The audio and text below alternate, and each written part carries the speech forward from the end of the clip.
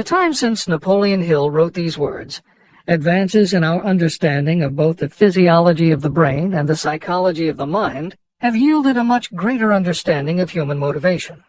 Even so, the methods used by modern motivational experts are essentially the same techniques advised by Hill. Research studies confirm that there is sound psychological basis for doing as Hill advises.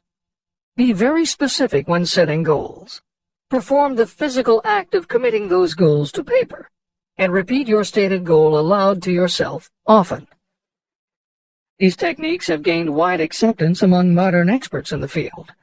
The psychological principle at work is similar to that which underlies autosuggestion and self-hypnosis, concepts that will be discussed in greater depth in Chapter 5, Autosuggestion, and in Chapter 13, The Subconscious Mind. Hill's instruction to see yourself as you will be when you have already achieved your objective is also a specific technique. Today it is commonly taught by motivational experts under the term creative visualization. In Chapter 4 on faith and in Chapter 5 on autosuggestion, Hill elaborates on his method. Before moving on, the editors would like to reinforce Hill's advice to follow his instructions to the letter. The editors know there is a tendency for the reader to assume that it is enough for them just to intellectually understand a concept. As you read Hill's 6 points, you probably found yourself thinking, sure, some people might need to write things down, but I'm not a kid, I get the idea. Or, okay, I understand that saying it out loud might help some less sophisticated people, but I already understand the point intellectually.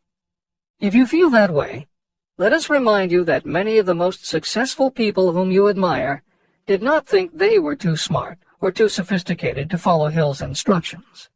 The editors would again point out that if Napoleon Hill believed the actual acts of writing and speaking your goals is important, and if psychologists and motivational experts agree, then you would be foolish not to follow this simple advice. Just do it. The steps call for no hard labor. They call for no sacrifice. To apply them does not call for a great amount of education. But the 6 steps do call for enough imagination to see and to understand that the accumulation of money cannot be left to chance or luck. You may as well know right here that you can never have riches in great quantity unless you can work yourself into a white heat of desire for money and actually believe you will possess it.